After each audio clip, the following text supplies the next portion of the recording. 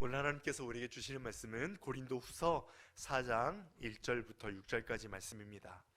신약 고린도후서 4장 1절부터 6절까지 말씀.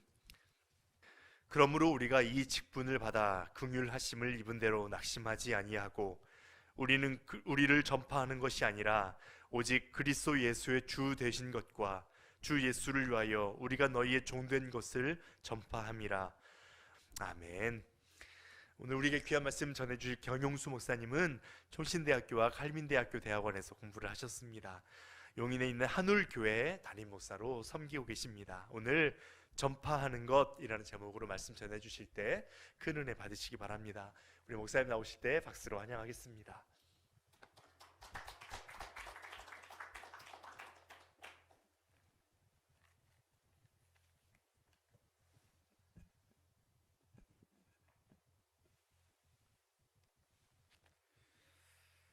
한번 기도 드리십니다. 하나님, 코로나19 이 엄중한 상황 가운데 있어도 우리에게 허락된 대로 하나님 앞에 서며 하나님께 예배하며 하나님을 기억하며 오늘 한 날도 시작할 수 있게 하시고 주시는 말씀을 마음에 담을 수 있는 시간이 되어질 수 있게 하옵소서. 예수님의 이름으로 기도드립니다. 아멘.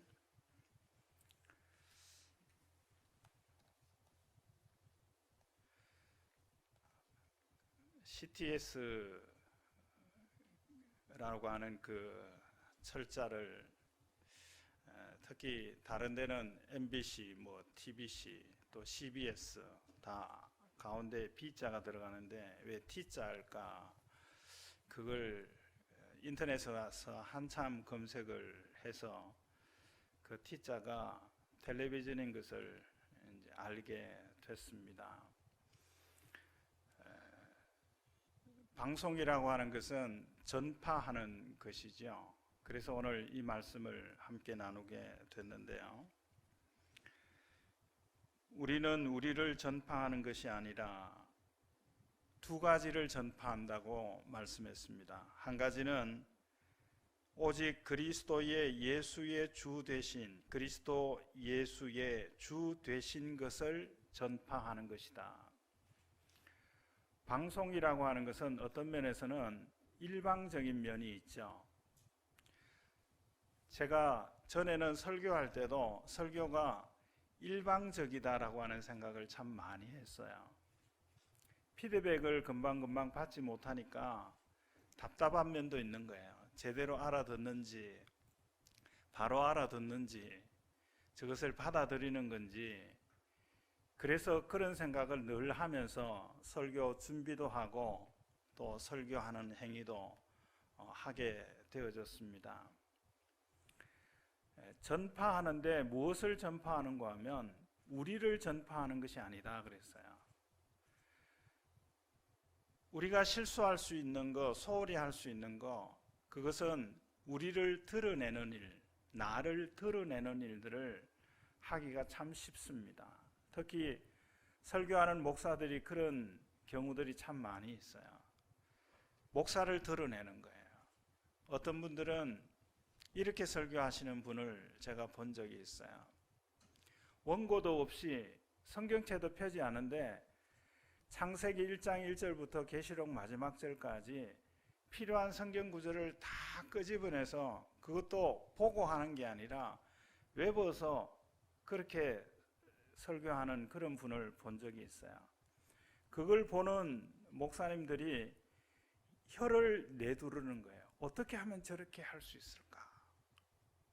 그런 이야기를 하는 것을 들어본 적이 있습니다.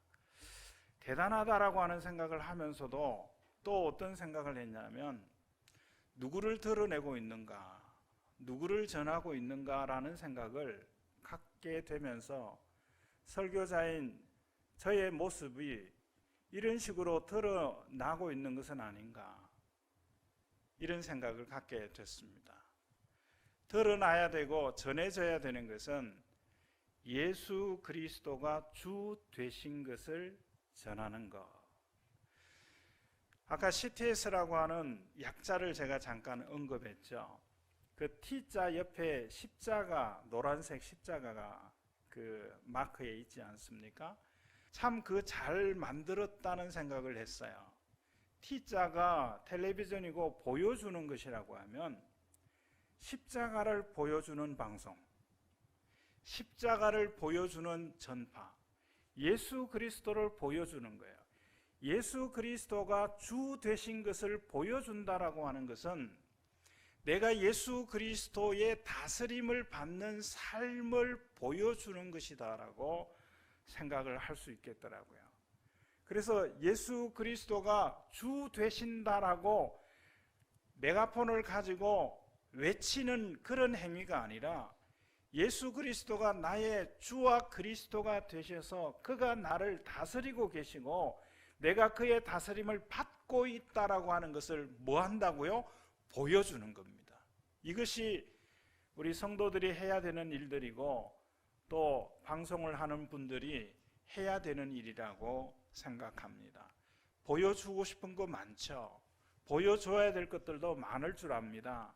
그러나 예수 그리스도를 보여줄 수 있는, 다스림을 받는 모습을 통해서 예수 그리스도를 보여줄 수 있는 그런 삶이 되어지기를 주의 이름으로 축원합니다. 두 번째는 전파하는 것이 예수를 위하여 우리가 너희의 종된 것을 전파한다 그랬어요. 너희의 종이라고 그랬으니까 이 고린도 교인들을 대상으로 삼았겠죠. 사도 바울이 고린도 교회 교인들을 섬기는 나는 너희의 종이다라고 말을 하는 거죠. 더 확대를 해서 나가면 세상 사람들을 섬기는 자다 하는 겁니다. 근데 이 말씀을 읽으면서 처음에는 조금 마음이 불편하더라고요. 목사가 성도의 종이다, 이러니까 섬기는 자다. 그런데 사실은 이 전파한다라고 하는 말이 가르친다는 말이잖아요. 가르치는 선생으로서 배우는 성도들을 섬기는 겁니다. 무엇으로 섬기는가 하면 종으로서 섬기는 거예요. 그런데 예수를 위하여라고 하는 말이 있어요. 이 말씀에 제가 무릎을 탁 쳤습니다. 종이 주인을 섬길 때 누구의 뜻을 따라 섬깁니까? 주인의 뜻을 따라 섬깁니다. 내가 섬기는 그 대상이 원하는 것을 해주는 것이 섬기는 자죠. 그런데 예수를 위하여 너희의 종이라고 그랬어요. 이 예수를 위한다는 이 말이 저를 너무나 편안하게 하고 행복하게 만들었어요. 내가 성도들을 섬기는데, 내가 세상 사람들을 섬기는데, 물론 말씀으로 섬기고 이런 것들로 섬기는데 그 사람들이 원하는 대로 섬기는 게 아니라는 거예요. 예수님을 위해서 하나님이 원하시는 것을 가지고 그들을 섬기는 것입니다. 이것이 자부심이 되니까 이 말씀이 편안하게 들려졌습니다. 어떤 방송과 CTS와 좀 다른 면이 최근에 있었잖아요. 특히 차별금지법과 관련돼서 그 사건을 보면서 우리가 그렇게 하기 쉽겠다.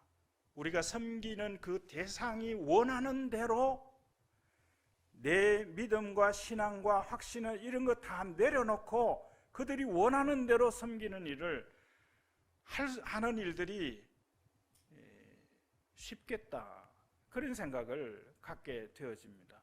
우리가 어떻게 섬겨야 된다고요? 내가 섬기는 자가 성도이든지 넌크리스찬이든지 아니면 비천한 자고 가난한 자고 고아와 과부와 같은 그런 분이든지 간에 혼자 힘으로 살아갈 수 없는 그런 분들을 돕고 섬기는 일을 함에 있어서도 그들의 뜻을 따라가 아니라 예수님의 뜻을 따라 이 일들을 하는 사람이 바로 저와 여러분이다라고 하는 이 사실, 이것은 자부심을 가질 만한 그런 일이라고 생각이 되어집니다. 전파한다는 이 단어를 좀 살펴보니까 이런 뜻이 담겨져 있더라고요. 전하는데 받아들일 수 있도록 까지 하는 거, 그게 전파하는 것이고 그것이 가르치는 것이라는 겁니다. 옛날에 어려운 학문을 배울 때, 과목을 배울 때 선생님이 칠판에 막 쓰면 학생들은 그걸 받아 베끼는 일들 하죠. 무슨 말인지 알아듣지도 못하면서. 그리고 그거 노트 가지고 나중에 공부하겠다고 그렇게 합니다.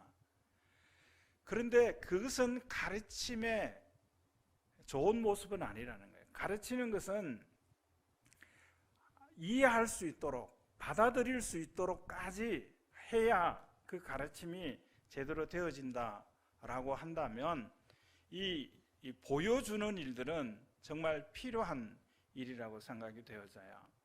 자, 그런데 이 일을 어떤 자세를 가지고 있을 때 가능할까? 오늘 1절 말씀을 소개하고자 합니다. 우리가 이 직분을 받아 긍휼하심을 입은 대로 낙심하지 아니하고, 여기에 제가 두 가지 단어를 보게 되는데, 하나는 긍휼하심을 입었다 하는 거예요. 우리 성경에는 직분을 받아서 긍휼함, 직분을 받았기 때문에 긍휼함을 입는다 이렇게 표현이 되어 있지만, 다른 번역본에 보면 긍휼하심으로 직분을 받은 거예요. 이 긍휼함이 긍휼히 여긴다, 또 자비, 다른 번역에는 자비라고 표현도 되어졌는데, 긍휼히 여긴다, 자비를 베푼다. 사람들이 이런 말을 쓰고 들을 때 무슨 말인지는 어렴풋이는 아는데, 아이들에게 이 말을, 단어를 쓸 때 과연 알아들을까라고 생각하면서 이 단어를 좀 생각해 봤어요. 그래, 긍휼히 여긴다는 거, 그게 무엇을 말할까? 저는 이렇게 아이들에게 설명해 줄 수 있었습니다. 뭔가 하면 잘 봐주는 겁니다. 하나님께서 우리에게 긍휼을 베풀어 주시는 것은 잘 봐주신 거예요. 하나님께서 우리에게 직분을 주신 것은 잘 봐주셨기 때문입니다. 사도 바울도 그런 고백을 하지 않았습니까? 잘 봐주셨기 때문에 우리에게 이 직분을 주셨어요. 천사도 흠모하는 직분을 주신 것입니다. 그런데 그 뒤에 단어는 낙심이라는 단어가 또 등장했어요. 이 직분을 가진 사람이 낙심하는 일들이 잦다는 거예요. 어떤 경우에 낙심합니까? 전파하고 가르치는데, 가르쳤으면 반응이 있고 행동의 변화가 있고 삶의 변화가 있어야 되는데 그런 모습이 보이지 않는 거예요. 어떤 목사님은 자조 섞인 말로 이렇게 말합니다. 목사가 설교한다고 성도들이 바뀌냐? 그런 이야기를 너무나 많이 들어요. 낙심되는 일이죠. 얼마나 낙심이 되는지 몰라요. 그런데 하나님의 긍휼하심으로 이 직분을 얻었다면, 하나님이 잘 봐주셔 이 직분을 얻었다면, 이 직분을 계속 유지함에 있어서도 하나님께서 긍휼히 여기신다는 거예요. 잘 봐주신다는 겁니다. 그 정도 해도 되었다라고 인정하신다는 것입니다.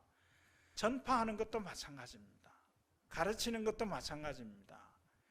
가르치는 것은 받아들이도록 하는 것이라고 하면 생각도 바꾸고 태도도 바꾸고 삶도 바꾸게 하는 것이 이 전파하는 것이라고 한다면, 이 일을 이 일을 계속 할 수 있기 위해서는 하나님께서 내게 긍휼을 베풀어 주신다.